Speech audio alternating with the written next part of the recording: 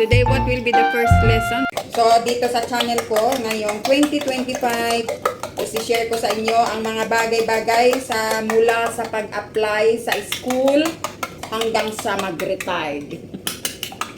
Ang mga bagay-bagay tungkol sa teaching assistant dito. Kasi wala pong teacher dito sa abroad. Meron din siguro, but hindi masyado. Kasi piniprefer nila mga kadadalabs kumuha ng teacher ng native English. Wow! Wow! Ay, nang lulutuin natin ay itlog. Gusto ko mga kadadalabs lagyan ng sibuyas. Ang ating itlog. Kumusta po kayo? Comment down below po kung anong gusto ninyong malaman. And shout out po pala doon sa mga nagko-comment noon tungkol sa how to be a teacher.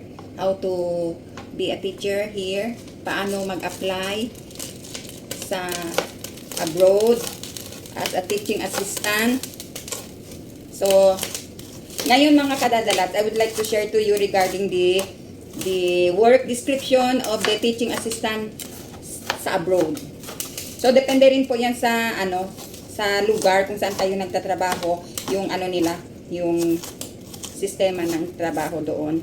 So, mga kadadalat, kung gusto niyo malaman yung mga mag-apply pa lang or gustong mag-apply, kung gusto niyo malaman ang mga patungkol sa mga trabaho sa abroad regarding education or sa school, please subscribe. Dito na po tayo, manood na po kayo sa channel ko at dito po i-explain ko sa inyo ang mga bagay-bagay tungkol sa school, tungkol sa trabaho, tungkol sa part-time, tungkol sa mga benepisyo, lahat.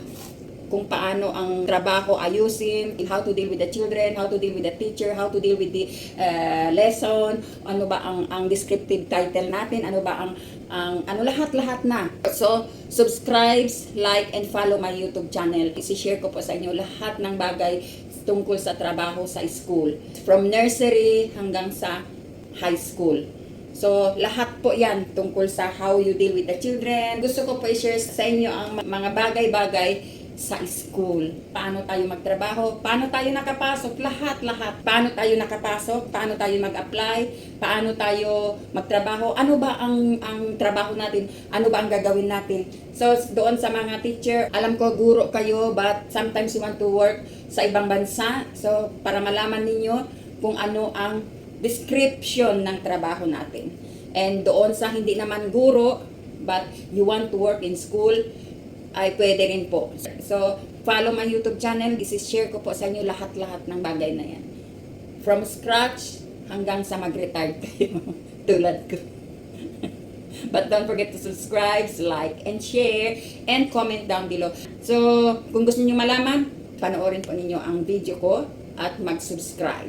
Here we are, Dada Labs, at pagpaalis ng stress. Maraming salamat. Sana ay magustuhan ninyo ang channel na to at ang pag-uusapan natin 2025 retirement. Bye!